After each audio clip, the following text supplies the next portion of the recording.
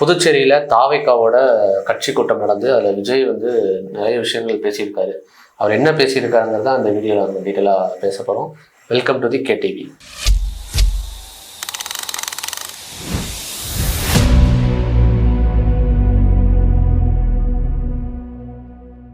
தாவேகா தலைவர் விஜய் அவர்கள் வந்து கிட்டத்தட்ட கரூரில் நடந்து ஒரு 75 நாட்கள் கழித்து இப்போ ஒரு பொதுக்கூட்டத்தில் வந்து கலந்துக்கிறாரு. அந்த கலந்துக்கிட்டது மட்டும் இல்லாமல் நிறைய விஷயங்கள் வந்து பேசியிருக்காரு. ஆனால் என்னதான் பேசினாலும் நடந்த இடங்கிறது வந்து புதுச்சேரியில் இருக்கிறனால மக்கள் வந்து நிறைய குழம்பி போயிருக்காங்க. ஏன்னா அவர் டீட்டெயிலாக வந்து சொல்லியிருக்காரு, இந்த மாதிரி தமிழ்நாட்டில் தான் வந்து நான் சிஎம்மாக நிற்க போகிறேன், நம்ம தமிழ்நாடு தான் அப்படின்னு சொல்லியிருக்காரு. ஆனால் புதுச்சேரியில் நிற்கிறதுக்கு வந்துட்டு என்ன ரீசன்? இப்போ ஒருவேளை அங்கே வந்து அதே மாதிரி எலெக்ஷன் நடக்கும், அடுத்த வருஷம் நடக்கும், அங்கே என்ன பிளானு அது எதுவுமே வந்துட்டு அவங்க முன்னாடி சொல்லலை. இப்போ ஒரு வேளை வந்துட்டு இப்போ இருக்கிற கட்சி அங்கே ஆட்சியில் இருக்கிற கட்சியோட கூட்டணி வச்சுருக்காங்க, இப்போ அங்கே ஏதாவது வேட்பாளர் வந்து ஆதரிச்சு பேசுகிறாங்க அப்படின்னா பரவாயில்ல. ஆனால் எந்த ஒரு அறிவிப்பு இல்லாமல் திடீர்னு வந்து அங்கே புதுச்சேரியில் கூட்டம் நடத்துறதுக்கு 2 காரணம் சொல்கிறாங்க. ஒன்று, தமிழ்நாட்டில் வந்து நிறைய இடத்துல கேட்டு பார்த்துருக்காங்க இந்த மாதிரி கூட்டம் நடத்துறதுக்கு, பட் அதுக்கு அலோவ் பண்ணலை. இங்கே அலோவ் பண்ணாதனால ஒரு வேளை அங்கே இருக்கிற முதலமைச்சர் வந்து விஜய் கூட ரொம்ப இணக்கமாக இருக்கிறதுனால இங்கே வந்து ட்ரை பண்ணுங்க, இங்கே வந்து நம்ம மக்களோட பேசுங்க அப்படின்னு அழைச்சிருக்கலாம். ஸோ அந்த ஒரு அழைப்பை ஏற்று அவர் வந்து கூட்டத்தை வந்து நடத்தியிருக்காரு, அவர் பேசியிருக்காருங்கிறது ஒரு பக்கம் சொல்லப்படுது. ஆனால் பாண்டிச்சேரி நம்ம கூட்டம் இதுக்கே ரொம்ப நாள் பெர்மிஷன் இழுத்து அடிச்சாங்க.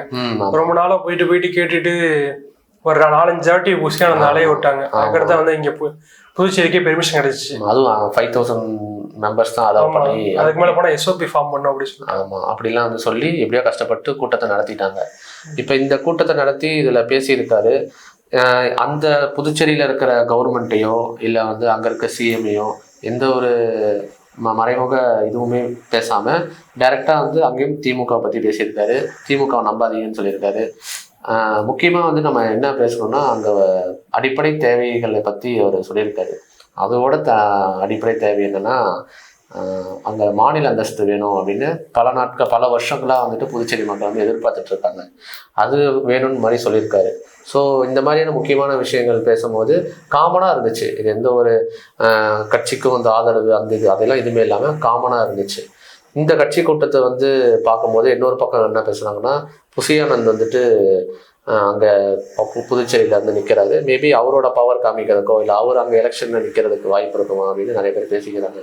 அதை பற்றி நீங்கள் என்ன நினைக்கிறீங்க? ஃபஸ்ட்டு புதுச்சேரி வந்து பார்த்தோம்னா எந்த ஒரு அடிப்படை வசதி இல்லாத ஊராக இருக்கும். நீங்கள் அந்த பார்டரை கிராஸ் பண்ணிட்டீங்கனாலே உங்களுக்கு ஏதோ தமிழ்நாடு 10 வருஷம் எப்படி இருந்துச்சு அந்த மாதிரி இருக்கும். அதாவது குப்பைகள்லாம் ரோட்ல குமிஞ்சு கிடக்கும். அதாவது சைட்ல ஒரு ப்ராப்பரா அது ஒரு அட்மினிஸ்ட்ரேட்டிவ் இல்லாம கவர்மெண்டே நடக்காத மாதிரி மக்களே இருக்கிற மாதிரி இருக்கும். ஒரு வயக்காடு இருக்கும், வயக்காடு பக்கத்துலேயே குப்பை நம்ம 12 feet கிட்ட குப்பை குமிஞ்சே கிடக்கும் ரோடு ஃபுல்லா. அது ரிமூவ் பண்றதுக்கு ஆள் இல்லை. நான் ஒரு 5 years முன்னாடி அங்க இருந்திருக்கேன். ரொம்ப மோசமா இருக்கும். நம்ம தமிழ்நாடுக்கு பார்த்தா அது குப்பை கிடக்கு மாதிரி இருக்கும். தமிழ்நாடு அப்படியே நல்லா இருக்கும். நம்ம தமிழ்நாட்டுல நிறைய இடத்துல பாக்குறோம் குப்பையா இருக்கும். ஆனா அது பாக்குறப்ப என்னடா இப்ப இல்லாம ஒரு ஊர் இருக்கும் அந்த மாதிரி இருக்கு. அதுக்கு காரணம் பாத்தீங்கன்னா கவர்மெண்ட் வந்து அந்த பாண்டிச்சேரி சுத்தமா கண்டுக்காம அப்படியே விட்டுட்டாங்க அந்த மக்களுக்கு. ஏன்னா அங்க யூனியன் கவர்மெண்ட்னால மேபி அதுதான். இப்ப நீங்க சொன்னீங்க அங்க வந்துட்டு எந்த ஒரு அட்மினிஸ்ட்ரேட்டிவும் கரெக்டா இல்லைன்னு சொல்லி. ஆனா வந்து இப்ப விஜய் வந்து ஒரு விஷயம் பேசியிருக்காரு அப்படின்னு சொன்னேன், மாநில அந்தஸ்து வேணும்னு சொல்லி. அதுதான் மெயின் ரீசன். மாநில அந்தஸ்து வந்துதான் நம்ம என்ன கவர்மெண்ட் அங்கே அமையுதோ அவங்களுக்கு ஃபுல் பவரும் கிடைக்கும்.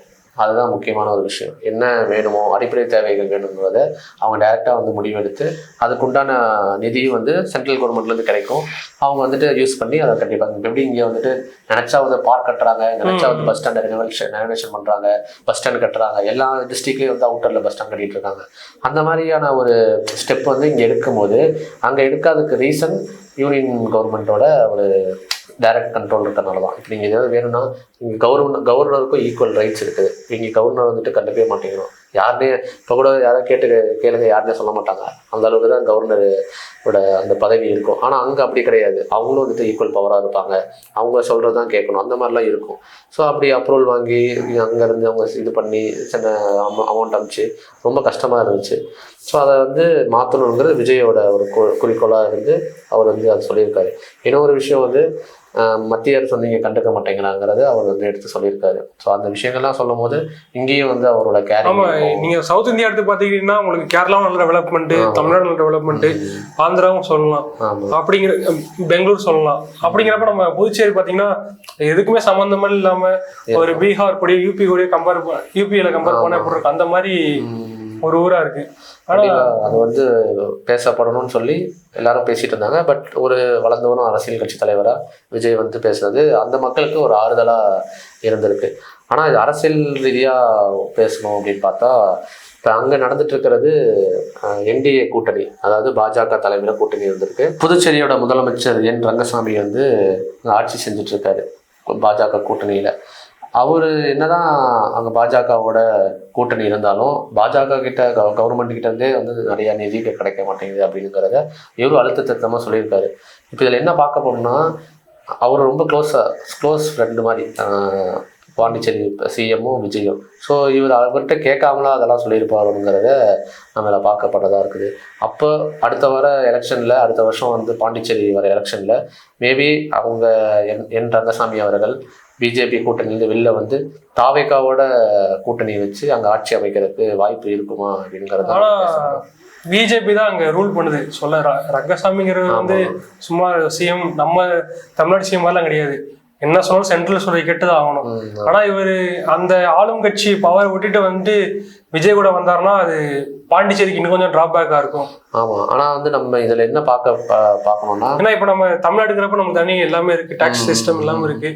பட் அங்க இல்லைங்கிறப்ப ரொம்ப கஷ்டமா இருக்கும். அவங்க அதாவது சென்ட்ரல் கவர்மெண்ட் இப்போ காங்கிரஸ் இருந்தால் காங்கிரஸோட கூட்டணி வச்சுதான் ஆகணும், பிஜேபி இருந்தால் பிஜேபியோட கூட்டணி வச்சுதான் ஆகணும். அந்த நிலைமையில தான் இப்போ யூனியன் டெரிட்டரி இருக்க பாண்டிச்சேரி இருக்கு. இப்போ அதை விட்டு வரணும்னா அவங்களுக்கு ரொம்ப கஷ்டமா இருக்கும் நான் எதிர்பார்க்குறேன். ஆமா, கஷ்டமா இருக்கும். ஆனா போன ஆட்சியில வந்துட்டு காங்கிரஸ் தான் அதுல இருந்து ஆண்டுகிட்டு இருந்தாங்க புதுச்சேரியில. இப்போ இது என்ன முக்கியமா பார்க்கணும்னா, இப்ப என்ஆர் காங்கிரஸ், அதாவது என் ரங்கசாமியோட கட்சியில இருக்க பல பேருக்கு வந்து அங்க ஆட்சி நடக்கிறது வந்து திருப்தி இல்லை. பாஜகவோட எம்எல்ஏகளுக்கும் அவங்களுக்கு அந்த ஆட்சியில திருப்தி இல்லைங்கிற மாதிரி சொல்லிட்டு இருக்காங்க. பாஜகவோட எம்எல்ஏஸ் இருக்காங்க, அவங்களோட பவர் வச்சு தான் அங்கே வந்து ஆட்சியில் இருக்காங்க. இப்போ அங்கே அவங்களுக்கு திருப்தி இல்லாத போது மேபி அங்கே ஒரு அரசியல் மாற்றம் ஏற்படும்ங்கிறது தான் இங்கே பார்க்கப்படுறது. இப்போ அந்த அரசியல் மாற்றங்கிறத எப்படி தமிழகத்தில் வந்துட்டு தாவேக்கா வந்து அரசியல் மாற்றா பார்க்குறாங்களோ புதுச்சேரியிலையும் வந்து பார்க்கணும் அப்படிங்கிறதான் விஜய் விரும்பி இருப்பாரு.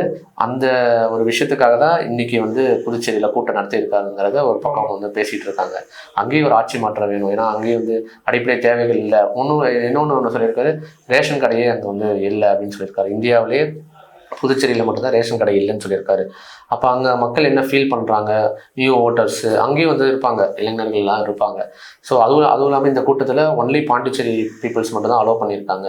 ஸோ அப்படி இருக்கும்போது மக்கள் வரவே இருக்கிறாங்க. இன்னொருத்தங்க வந்து சொல்லியிருக்காங்க, மற்ற கட்சியிலும் வந்துட்டு காசு கொடுப்பாங்க, நாங்கள் போவோம் கூட்டத்துக்கு. ஆனால் இங்கே இருக்கவங்க இருந்து யாருமே காசு கொடுக்கல.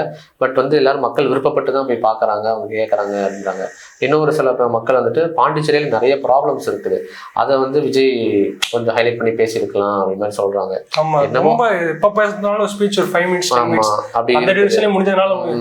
ஒரு அழுத்தமா யாரும் சொல்ல முடியல. இந்த விஷயத்துல வந்துட்டு விஜய்க்கு இதை பாசிட்டிவா தான் பார்க்கணும். அதாவது விஜய் பேசணும்னு எதிர்பார்க்கறாங்கல்ல, அதே ஒரு வகையில இதுதான். அது கண்டிப்பா விஜய் அவர்கள் புரிஞ்சுக்கிட்டு மக்களோட பிரச்சனையை வந்து பேசணும். ஆனா என்னதான் வந்து இந்த கூட்டணி மாறினா கூட பிஜேபி கூட இருந்தா மட்டும் தான் அந்த கவர்மெண்ட் நல்லா ரன் ஆகும். இல்ல ரன் ஆகும். அப்ப என்ன பண்ணலாம்னா, நீ மக்கள் வந்து இவங்க முன்னெடுத்து வந்து போராட்டம் பண்ணி எங்களுக்கு இந்த மாதிரி வேணும் அந்த மாதிரி கேட்டா மட்டும்தான் அவங்களுக்கு ஒரு வழி இருக்கும். இல்லாட்டி ஸ்டேட் அந்த மாடல் அந்தஸ்து கொடுத்தா மட்டும்தான் இவங்களுக்கு நீங்க சொல்ற மாதிரி அந்த கூட்டணி அப்படியுமே நீங்க நினைச்சு இப்ப என்ஆர் காங்கிரஸும் இல்ல தாவேகாவும் கூட்டணி அமைச்சு அங்க ஆட்சி அமைச்சாலுமே சென்ட்ரல் கவர்மெண்டோட ஹெல்ப் இல்லாம அங்க இருக்க முடியாது. ஸோ அந்த அவங்க கேட்குற அந்த அந்தஸ்து கொடுத்தா மட்டும்தான் அந்த மாதிரி வந்து கிடைக்கும். அந்த அந்தஸ்து கொடுப்பாங்களா இல்லையானுங்கிறது இங்க டிபேட்ல இல்லை. இப்ப காஷ்மீருக்குலாம் இப்ப கொடுத்தாங்க.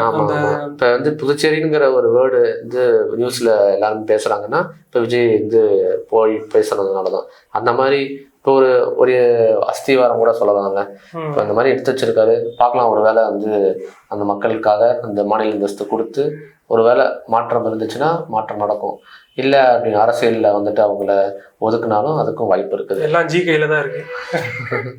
ஆமாம். ஸோ அதனால தமிழக அரசியல் தாண்டி அவர் புதுச்சேரி அரசியலையும் வந்துட்டு இப்போ கால் பதிச்சிருக்காரு.